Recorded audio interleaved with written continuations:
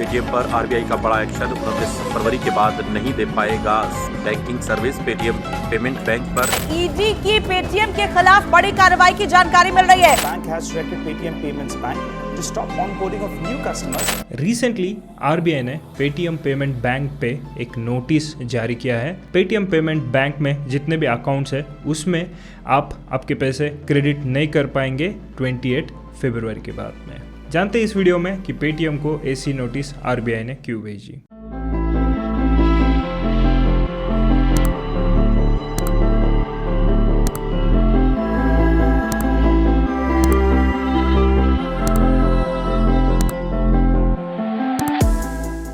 Paytm का जो actual rise है वो डीमोनेटाइजेशन की वजह से हो गया, बट आइए देखते इसकी बैक स्टोरी क्या है। पेटीएम को जो पेमेंट्स बैंक का लाइसेंस है वो 2015 में मिला, बट जो उन्होंने एक्चुअल ऑपरेशंस चालू किए पेमेंट्स बैंक के वो 2017 में चालू किए और 2018 में ही पेटीएम को पहला झटका मिला। आरबीआई ने उनको नए कस्टमर ऑनबोर्ड करने से टेम्परेली बैन कर दिया।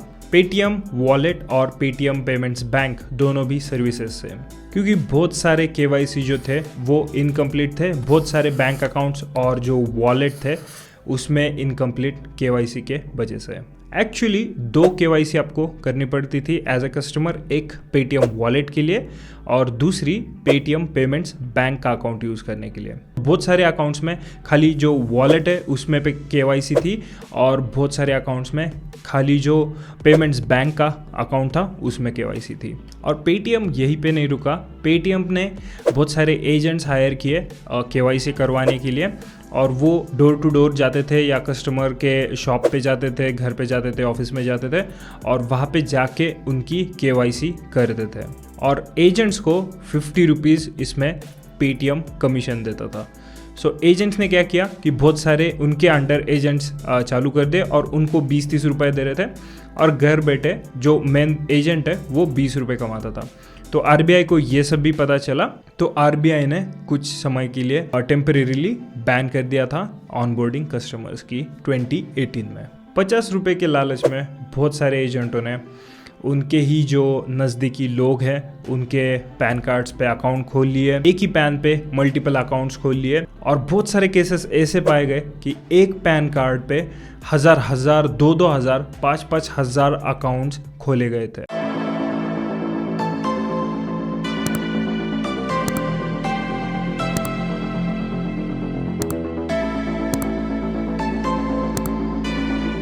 फिर आते हैं 2021 में आरबीआई ने 1 करोड़ का फाइन लगा दिया पेटीएम पेमेंट्स बैंक के ऊपर और उसका रीज़न उन्होंने इस प्रेस नोट में भी दे दिया था।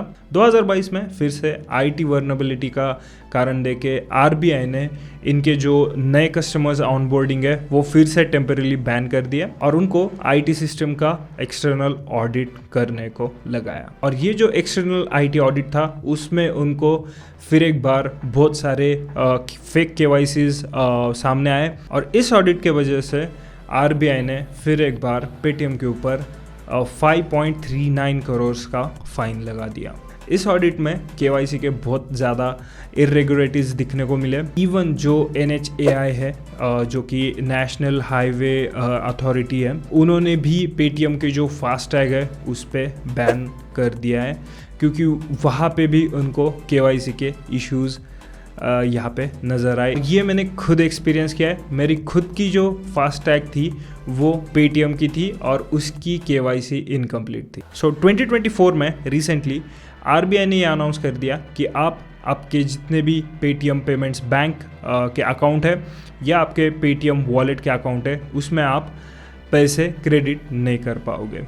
हालांकि आप पैसे विड्रॉ कर सकते हो या फिर जब तक उसमें पैसे है तब तक आप फास्टैग भी यूज़ कर सकते हो, बट 29 फरवरी के बाद आप आपका जो फास्टैग के रिचार्ज है या फिर मेट्रो कार्ड वगैरह जो आते हैं ट्रांजिट कार्ड, उसको आप रिचार्ज नहीं कर पाओगे। सो अगर आपके पास पेटीएम पेमेंट्स बैंक का फास्टैग है या फिर ट्रांजिट कार्ड है तो आप उसको चेंज करवा लीजिए, दूसरे कौन से बैंक का आप बना सकते हो। तो पेटीएम का QR कोड है वो भी चलेगा, बट अगेन वो QR कोड आपके दूसरे बैंक अकाउंट से लिंक होना चाहिए। पेटीएम पेमेंट्स बैंक के अकाउंट के साथ अगर लिंक होगा तो उसमें आप ट्रांजैक्शन नहीं कर पाओगे।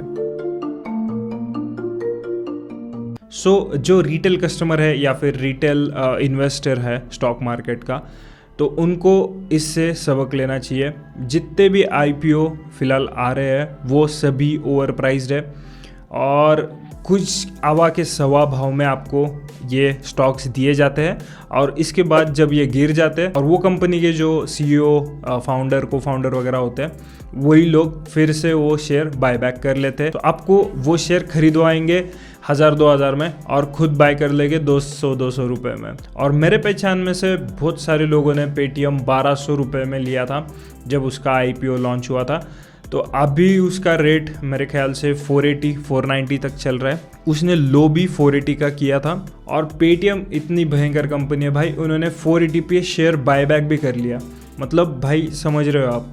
इस वीडियो में बस इतना ही बोलूँगा कि अगर आपके पास पेटीएम का फास्टैग है, मेट्रो कार्ड है, ट्रांजिट कार्ड है, अकाउंट है पेटीएम पेमेंट्स बैंक का या फिर कुछ भी चीज़ है रिलेटेड टू पेटीएम, सो वहाँ से आप हटा लीजिए।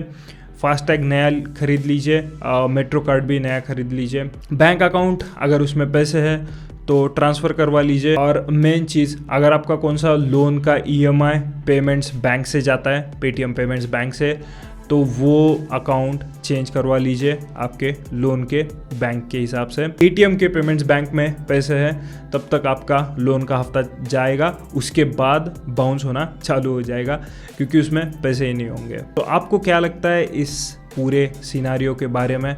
कमेंट कीजिए। अगर आपको वीडियो पसंद आया तो प्लीज़ लाइक कीजिए, सब्सक्राइब कीजिए। मिलते हैं अगले वीडियो में, तब तक के लिए stay safe, invest right, bye bye.